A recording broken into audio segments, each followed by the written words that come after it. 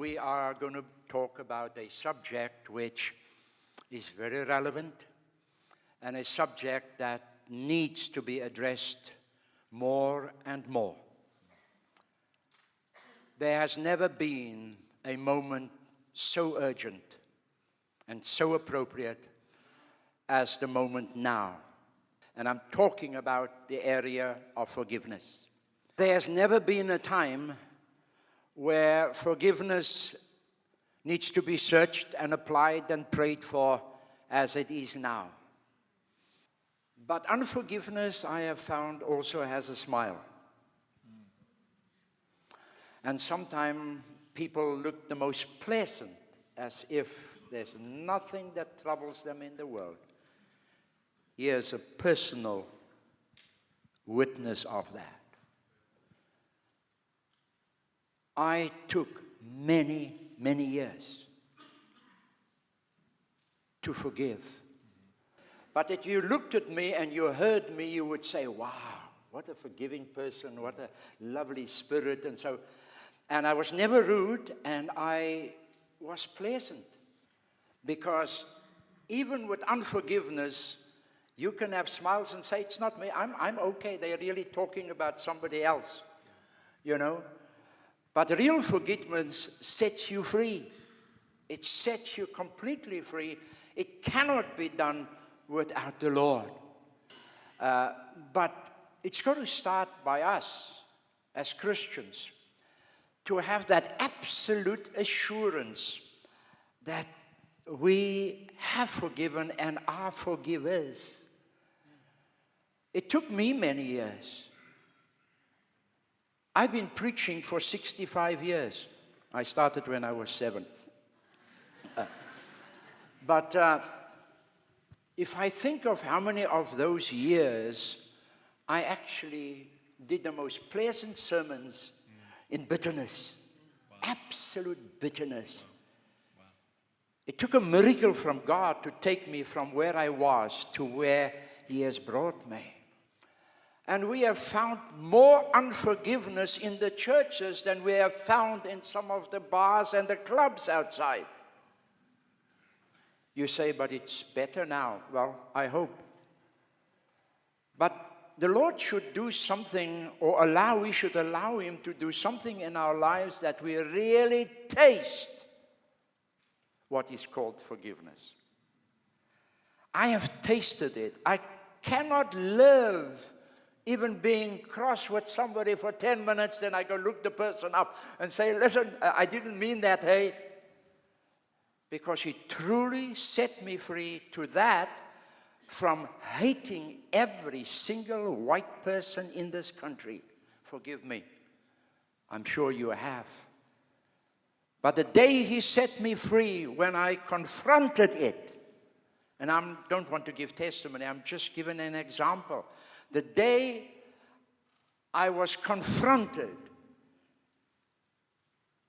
and it had to be a God thing, absolutely, it changed me completely. And now I am absolutely amazed. I look in the mirror, I count my friends, and 90% of them are so-called white. It's just the opposite. But what I'm trying to say is we need to search across in our churches, wherever we are, and search where we are, so that when we get outside to preach that gospel, we preach a gospel that we have truly experienced. I went as far at the end, where the Lord challenged me, and I walked around for days trying to find, is there anybody, could it be that one, is there somebody, until I was absolutely sure. And even when I was not sure, I went to go make sure that I am not in a situation of hate or unforgiveness towards somebody. And I can tell you this, it's a beautiful place to be. We got to get the church in that place so that those who are needing us out there, we are ready for them. So one of the hardest things when it comes to forgiveness is not just the ability to forgive someone else, but it's to ask for forgiveness. And I do want to say to you that as Christians, there really is no option. I'm one of those people that believe that it's much harder to follow Christ than not to. And the reason why I think it is much harder to follow him is that we do not have the option to have grievances. We simply do not have the option to live in unforgiveness. And it's interesting to me, as I've traveled throughout the world, I've seen a parallel, Pastor Chris, in what has happened in South Africa and what's happened in the church. So often I move between churches that absolutely hate one another. It's always fascinating to me, the Jewish rabbis, even before the time of Christ, said that the first sin was not pride. The first sin was the sin of envy. Satan looked at God and said, I want what he has. And folks, envy is a tricky sin. It's a sin by which our economy is run. Look at every commercial on television and it's based on envy. But what envy will do for you is that envy will lock you into a place where you cannot see beyond yourself. And there's no man more blind than the man that cannot see beyond himself. When you're caught in envy, all that you can think is about what I don't have. That's the root of forgiveness. That's where you start. It's that root of envy that needs to be addressed. In the scriptures, it's interesting, the first murder that occurred happened between two brothers where one suffered from envy, spiritual envy. He saw that God blessed the other one and he said, I'm going to kill this man, my brother. We do the same today. And folks, how do we remedy this? How do we change this? Jesus gave us the answer in that extraordinary prayer that he taught his disciples. It's a prayer that we know so well that we probably don't know it at all. And he made the statement, he says, Father, forgive us as we forgive those who have sinned against us. What's the remedy? What's the remedy to envy? There's a marvelous author by the name of Reagan Sutterfield who's written tons on this. And he says the only remedy to envy is humility. And folks, what will humility do for you? Humility helps you to see yourself in the right context, in truth. And it's only when you stand before God and you see yourself for who you are. David said it this way. He says, my sin is ever before me.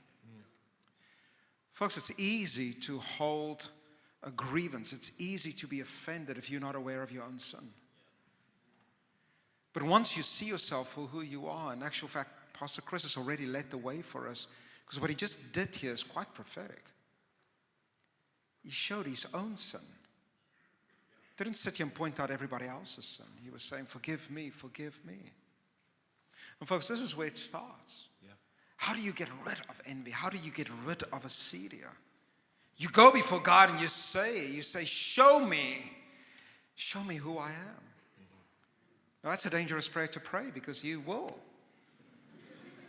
Immediately. He will put that mirror in front of you and you will see how desperately wicked we all are. Imagine God had to treat us the way we treat others. Where would we be? And so the power of forgiveness starts when we recognize who we are and the forgiveness that we've received. Jesus told a number of parables around us. And at that point we can turn around and say, okay, all right, yes, help me to forgive the others. Maybe I am much worse. Jesus said it so beautifully. He said the only way that you can identify a little piece of wood in somebody else's eye is because you have a bigger piece.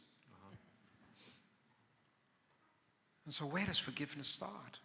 It starts with that act of humility, going before God. When we're obsessed with self, we cannot hear or see the other person. And folks, where does it start? It starts in prayer. Oh God, show me who I am. Deliver me from pride and arrogance. Lift me up to that place that's higher. And then strangely enough, you can see others. The power of that forgiveness flows out of the experience of forgiveness that we have received. And this is why the church is uniquely positioned and uniquely gifted to be the agents of not only forgiveness or reconciliation, but also peace.